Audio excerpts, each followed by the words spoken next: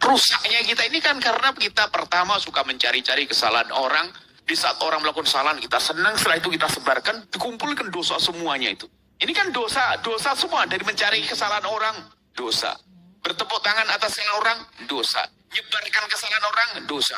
Dan dosanya udah segede-gede semuanya, bukan dosa kecil. Termasuk yang kita bahas, ghibah, menggunjing, itu kan dosa gede. Menggunjing, kita akan mengupas sedikit. Menggunjing, ngomongin kejelekan orang. Orang tuh ngomongin kejelekan orang tuh dasarnya apa sih? Dasarnya dia tahu dulu dong. Kalau sudah hobi, itu dasarnya tahu, bukan sekedar tahu, mencari tahu untuk jadi bahan diskusi obrolan. Bahkan kalau dia menjadi orang yang paling tahu tentang aibnya seseorang, bisa menjadi idola di antara kawan-kawannya. Wartawan istimewa. Sudahlah, ayo kita semuanya belajar, na'udzubillah. Kita minta kepada Allah agar Allah menutup aib saudara kita dari mata kita. Dan kalau lihat, ini tadi kami sampaikan, kalau kita melihat kesalahan siapapun, pastikan itu jadi bahan bagi Anda untuk mengadu di tengah malam. Pastikan kalau Anda belum biasa, pastikan. Jadi itu kita diajari semacam itu. Pastikan di malam hari, ya Allah, aku tadi terlanjur melihat berita si fulan, orang itu melakukan dosa, mabuk, ada zina, ada ini, ya Allah. Bahkan termasuk mungkin seorang artis. Kalau seandainya ada yang mereka bermaksiat, ahli la ilaha illallah, kita doakan. Sebagai umat Nabi Muhammad, semoga Allah ampuni. Semoga Allah beri kesadaran. Dan itu, apalagi itu adalah sepupu kita. Apalagi itu sahabat kita. Hidup enak itu kan seperti itu. Cuman Masya Allah, setan gak seneng. Setan itu menanamkan kebencian di hati kita dengan dibuka mata kita tentang aibnya orang lain. Kita mudah. Ada nasib buruk seseorang kalau dibuka aibnya orang. Setelah dibuka aibnya orang, dia punya kamus kejelekan orang. Tahu semuanya. Masya Allah. Bahkan dia menjadi referensi istimewa. Kalau pengen tahu kejelekan siapa, dia paling tahu. Sehingga kalau ngomong pun juga ceplas-ceplos. Komentari orang ceplas-ceplos. Hati jelek semuanya. Baik. Pertama, jangan mencari kejelekan seseorang. Ini sudah dibahas pada pertemuan yang lalu. Kalau ternyata Anda menemukan kejelekan seseorang, tumpangi dengan panjatan doa. Kalau ngomong kepada Allah, jangan kepada teman. Ingat, kalau ngomong kepada teman namanya gunjing. Ya, sudah kepada Allah. Kita lihat saja. Langsung ada kepada Allah, ya Allah.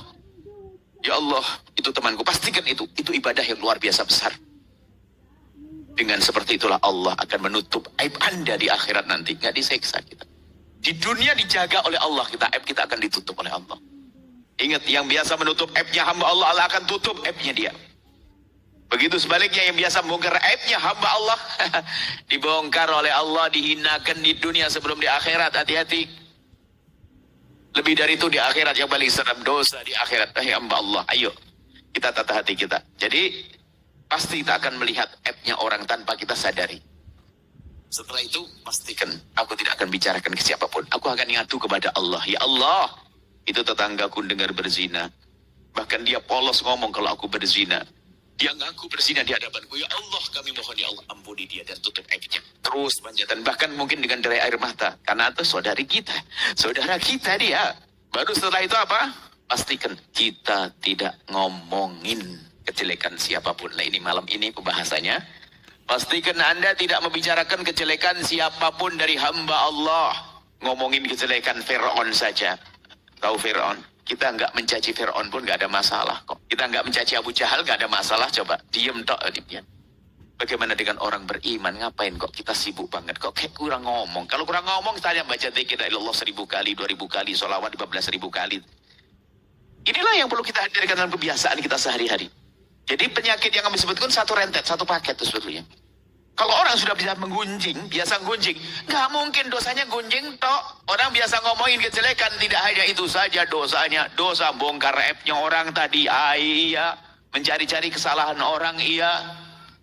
Menyakitkan orang lain, iya. Na'udzubillah. Nggak punya kasih sayang, iya. Kalau kita mencintai saudara kita, nggak mungkin kita membongkar aibnya. Kalau kita mencintai saudara kita, nggak mungkin kita menggunjing dia.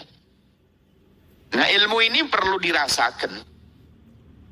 Bukan teori. Makanya kami sampaikan bukan sekedar kita terpesona waktu di majelis. Oh enggak, kita perlu pulang menjaga. Dan kita saling mengingatkan. Siti Aisyah pernah ditegur Nabi. Sehingga dari situlah kita tahu itu haram. Siti Aisyah menyifati salah satu wanita. Maksudnya apa?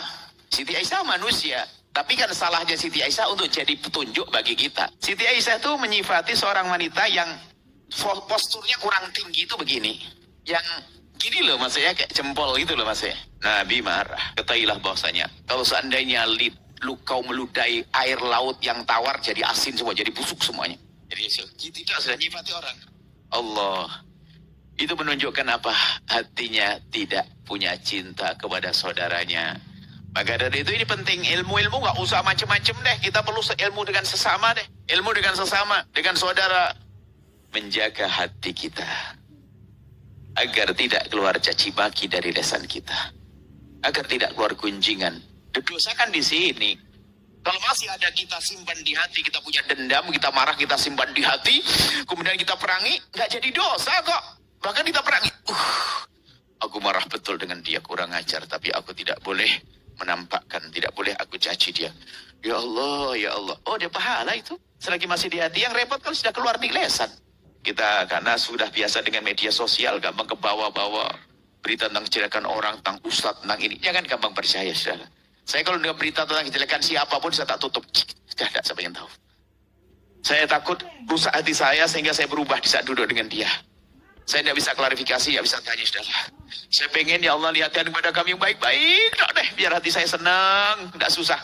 Ini baik. Sudah selesai. Kalau tiba-tiba, saya minta kepada Allah. Ya Allah, kalau saya melihat kejelekan seseorang, ya Allah, jadikan saya langsung lupa, ya Allah. Waduh.